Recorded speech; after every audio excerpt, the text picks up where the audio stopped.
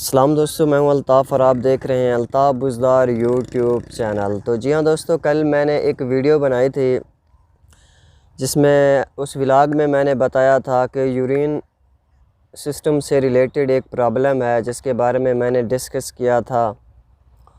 और उस व्लॉग को मैंने जो है वो अपलोड किया तो एक दोस्त ने आज एक मैसेज किया है कि भाई,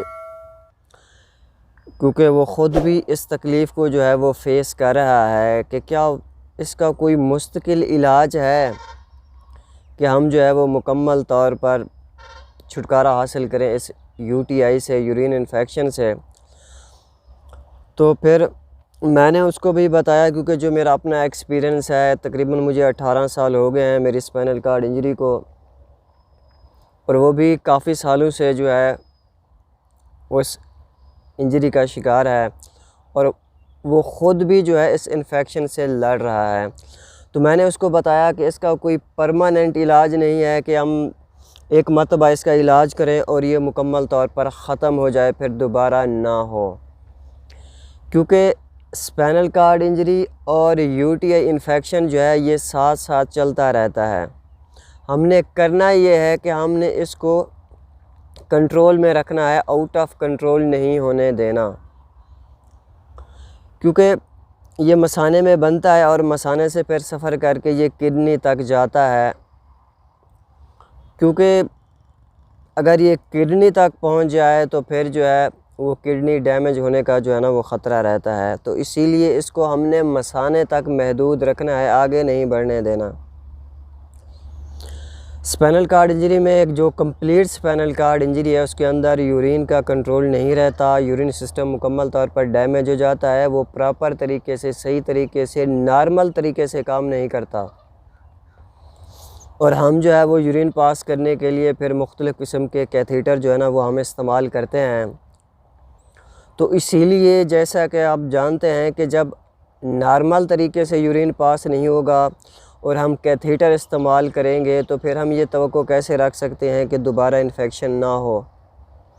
बस हम इतना कर सकते हैं कि अपनी केयर करके इसके बारे में जितनी मालूमात हो वो लेके हम इसको कंट्रोल रख सकते हैं। और एक एंटीबायोटिक है, एक दो एंटीबायोटिक हैं जो इस पे जो है ना यूटीआई को अंडर कंट्रोल रखने के लिए मुफीद हैं। वो भी आप जब किसी अपने फिजिशियन के पास जाएंगे तो वो आपको सजेस्ट करेगा कि आप पर जो है वो कौन सी एंटीबायोटिक सूट करती है और आप जो ना कौन सी एंटीबायोटिक ले सकते हैं आसानी से। तो आपने उसको थोड़ा थोड़ा लेते रहना है और अपने इर्द गिर्द की सफाई भी रखनी है और ख़ुद को साफ़ सुथरा रखना है, साफ़ सुथरे कपड़े इस्तेमाल करने हैं और अपनी नींद का और ख़ुराक का भी ख्याल रखना है। तो फिर इसी तरह जो है आप जो है उसको कंट्रोल रख सकते हैं।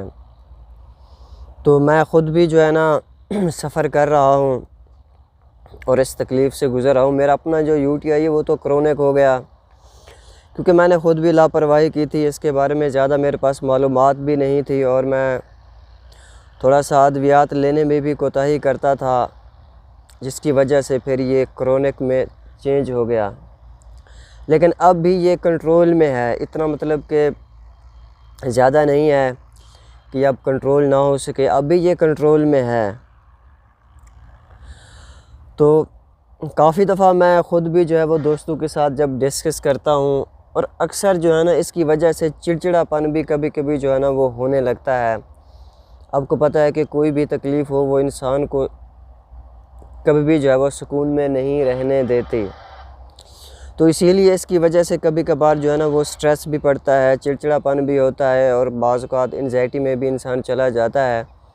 तो कोशिश यही करनी है कि ख़ुद को स्ट्रेस से भी बचाना है, एंजाइटी से भी, और यूटीआई को भी कंट्रोल में रखना है। क्योंकि अगर हम स्ट्रेस में दाखिल हो गए, एंजाइटी में दाखिल हो गए तो फिर, क्योंकि ज़्यादातर यही चांसेस हैं कि स्ट्रेस की वजह से भी अगर आपको ना भी हो तो फिर हो जाता है। और आप कोशिश करें कि जितने भी मालूमात हो वो आप गूगल पे भी सर्च कर सकते हैं, अपनी मेडिसिन से रिलेटेड भी और अपनी तकलीफ़ से रिलेटेड भी, कि इस वक्त जो है वो दुनिया में क्या चल रहा है और कौन सी चीज़ें हैं जो हमारे लिए मुफीद हैं और किस तरह की जो एहतियात है हमें करनी चाहिए।